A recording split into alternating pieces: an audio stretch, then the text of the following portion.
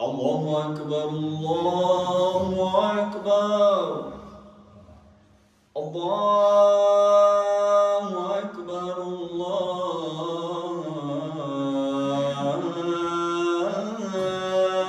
الله أكبر أشهد أن لا إله إلا الله أشهد أن لا إله إلا الله أشهد أن محمدا رسول الله أشهد أن محمدا رسول الله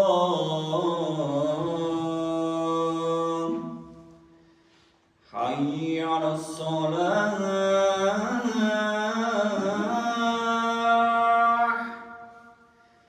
حي على الصلاة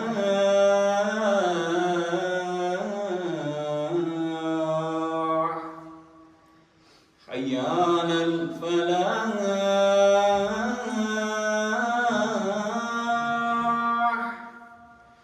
حي على الفلاح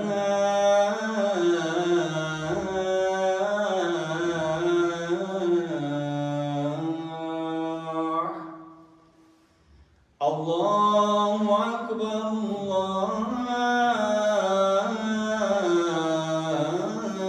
الله أكبر لا إله إلا الله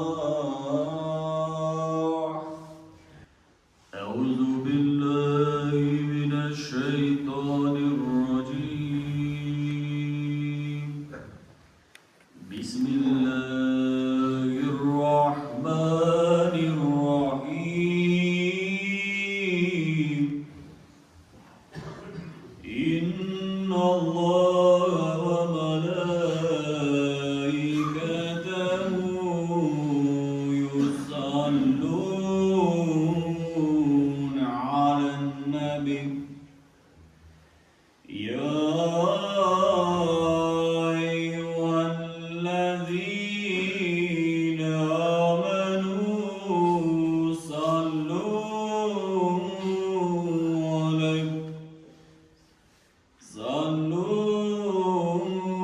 عليه وسلموا تسليما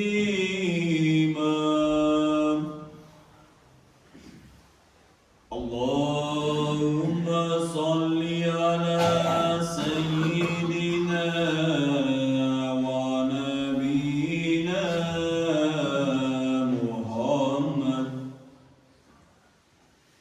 محمد وعلى آل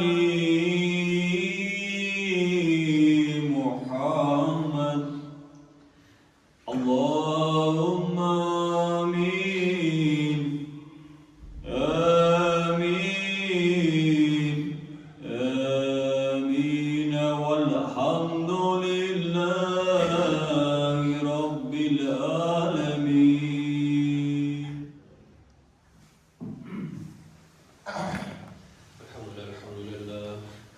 الحمد لله رب العالمين نستعينه ونستغفره ونسأل الكرامة فيما بعد الموت لنا ولجميع المؤمنين ونعوذ بالله من شرور أنفسنا ومن سيئات أعمالنا من يهد الله فلا مضل له ومن يضلله فلا هادي له أشهد أن لا إله إلا الله وحده لا شريك له ولا نظير له ولا مثال له ونشهد أن سيدنا وسندنا ومولانا محمدا عبده ورسوله ومحبوبه أرسله بالحق بشيرا ونذيرا لينذر من كان حيا ويحق القول على الكافرين صلى الله تعالى عليه وعلى آله الطيبين الطاهرين وله ذات الموتى كما سلم تسليما كثيرا أيها المؤمنون الحاضرون اتقوا الله تعالى واطيعوه إن الله مع الذين اتقوا والذين هم محسنون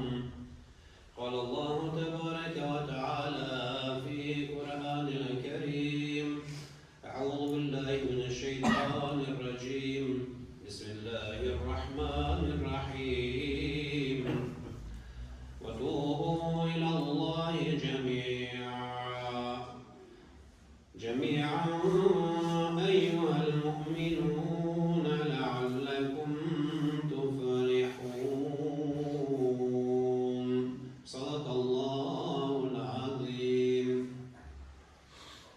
Почитувани джаматли, почитувани браќа муслимани, најпрво им да изразим благодарност на возвишениот Аллах Джелешанову, створителот на сешто постои на дуњалук и ахирет, створителот на видливиот и невидливиот свет, створителот на човекот во најдобар облик.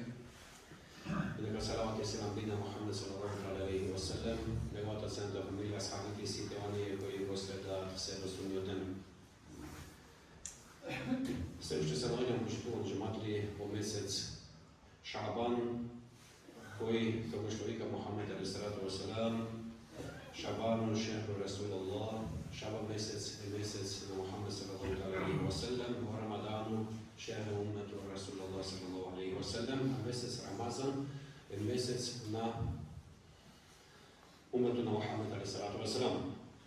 Затоа, почитувани джаматли, месец Шабан е исто така месец на таубето. Pa zato Allah Đelešanu u Kur'anu veli Bismillahirrahmanirrahim وَتُوبُوا إِلَى اللَّهِ جَمِيعًا أَيُّهَا الْمُؤْمِنُونَ لَعَلَّكُمْ تُفْلِحُونَ. И сите ви Allah Đelešanu заедно покајајте се, о верници, за да бидете спасени. На сите почитувани джаматли не е јасно дека човекот е створен слаб и тој греши, али за самото погрешување има и теубе, барање опрост од страна на Аллах Джелешанову за учинатите грешки. Тоа може да се случи секому, на секој место, кај секој народ. Затоа, многу јасно, Аллах Джелешанову ни вели во горе споменатиот курански ајет وَتُوبُوا إِلَى اللَّهِ جَمِيعًا. И сите заедно покајајте се. Мухаммед салаллаху алейхи ва салем вели, Аллах повеќе ги сака своите робови отколку мајката што ги сака своите деца. Аллаховата милост, почитувани джаматли, е голема и точно е дека стравот од казната има свое делување кај верниците. Исламската вера е живот помеѓу страв и надеж. И тоа е лек, почитувани браќа, против разочарување, тоа е животната мудрост кај муслиманите. Добрите дела никогаш не можат да бидат многу, нарочито на денот кога ќе се полага рачун пред Аллах Джелешанову. Нешто најтешко е да се биде сиромав со добри дела и да излеземе пред Аллах Джелешану, да се појавиме пред Аллах Джелешану такви. За да биде сачуван и тој мал ахиретски капитал, потребно е скренување посебно внимание на туѓиот хак, на туѓото право. Мухаммед алейхи не случајно го рекол следното во хадисот, каде вели, кога би го знаеле вие она што јас го знам, малку ќе се смеете, а многу ќе плачете.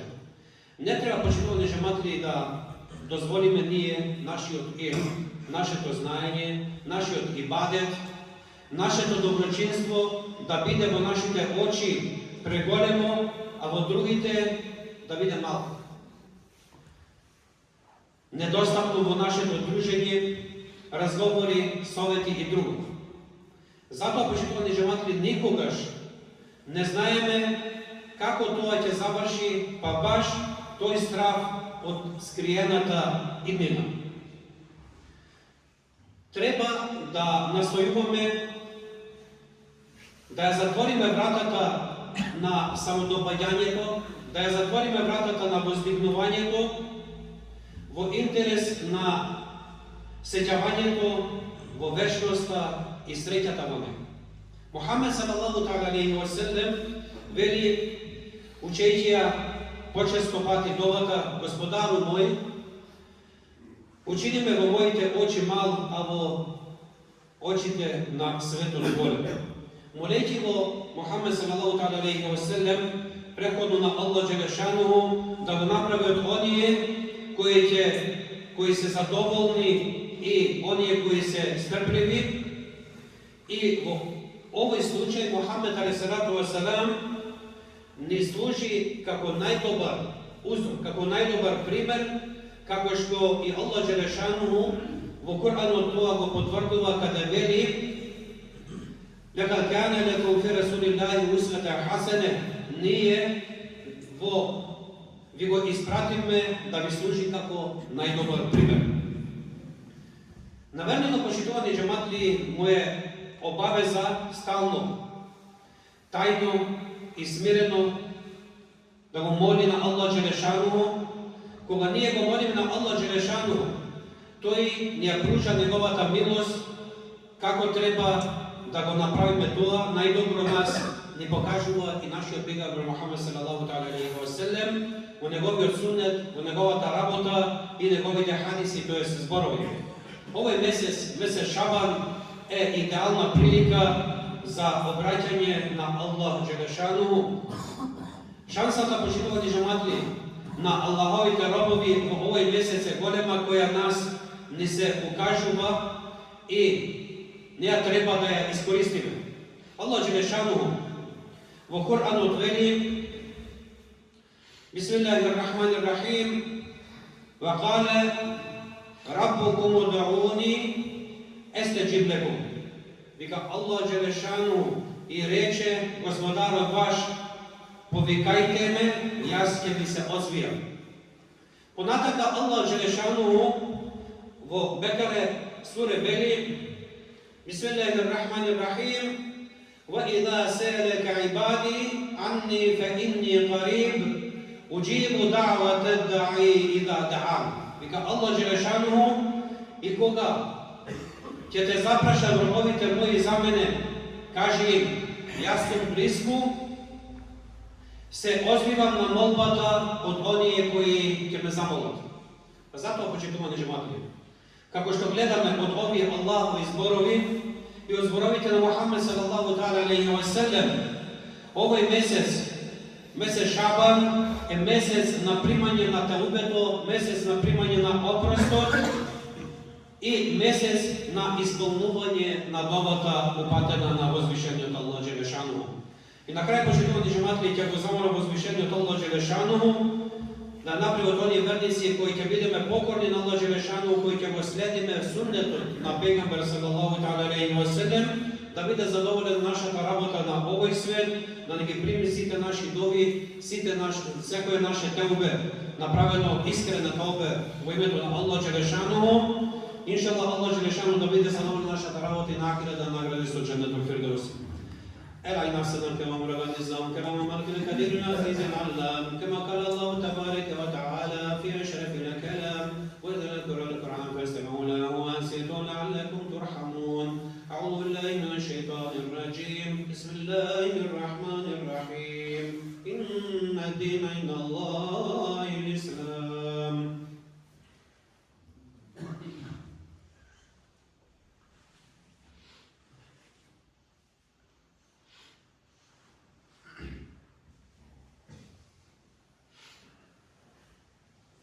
الحمد لله كاملين والصلاة والسلام على رسولنا محمد وعلى آل محمد تعظيما لنبي وتكريما لفقامة شأن شرف صفيه. فقال عز وجل من قائل محترا وآمرا إن الله وملائكته يصلون على النبي يا أيها الذين آمنوا صلوا عليه وسلموا تسليما. اللهم صل على محمد وعلى آل محمد كما صليت على إبراهيم وعلى آل إبراهيم في العالمين إنك حميد مجيد.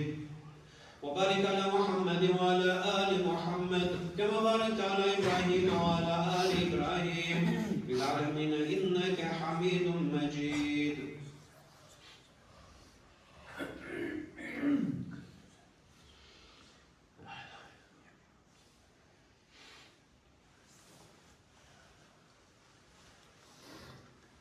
إن الله يأمر بالعدل والإحسان وإيتاء ذي القربى وينهى عن الفحشاء والمنكر والبغي يعظكم لعلكم تذكرون.